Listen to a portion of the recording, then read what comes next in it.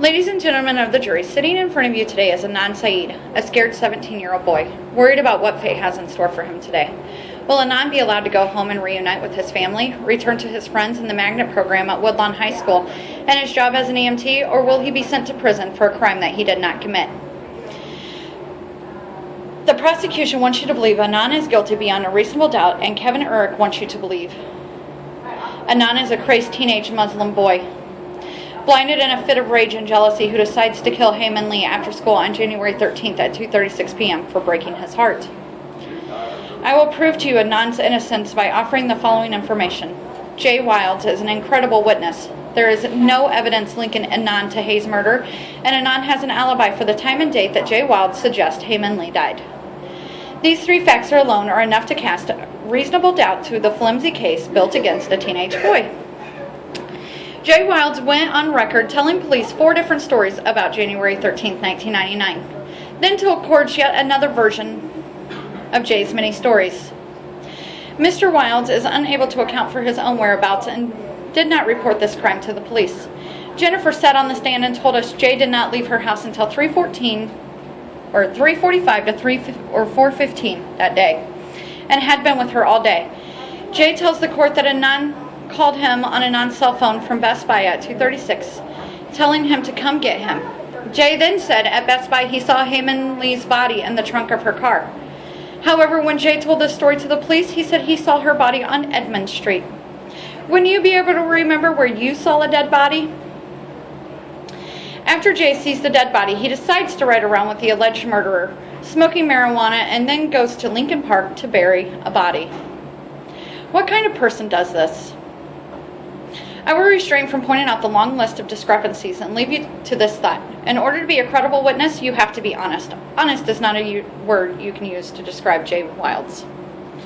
Without Jay Wilds' testimony, the prosecution would have no case. That's right, ladies and gentlemen, that is exactly how flimsy this case is. It's held together by a single witness. I would like to remind you, Prosecutor Kevin Urich handpicked an attorney for Jay Wilds and offered him a plea bargain on the same day. Jay Wilds pled guilty to accessory of murder and received 2 years probation. That is considered a punishment for helping bury Heyman Lee's body. There is no evidence linking Annan to Hay's death except one handprint in Hay's car, a car Annan had drove many times. However, Jay Wilds says Annan strangled Hay with his bare hands in his car, but yet there is no evidence to corroborate his story. Medical examiner told us Hay's cause of death was in fact manual strangulation, but he did not offer a time of death. The time of death was suggested by Jay Wilds. We all know how reliable his words is. If those two facts do not make you question the case pieced together by prosecution, then the alibi is certainly enough. After all, how can Annan be in 2 places at once?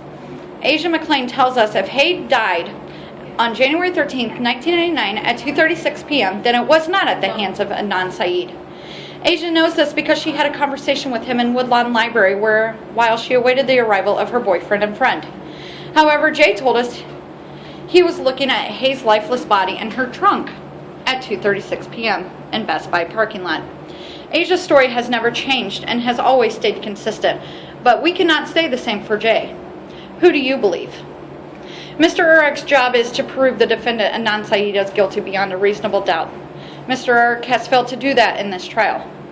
How could we arrive at anything but a not guilty verdict when Annan has an alibi, the state has no evidence, and offered an incredible drug-using witness to testify? This case casts many shadows and is filled with holes. Annan deserves to go home and be with his family. This is a teenage boy who was friends with the wrong person and taken advantage of for his good deeds. If this was your relative, could you honestly say he was guilty? I think not.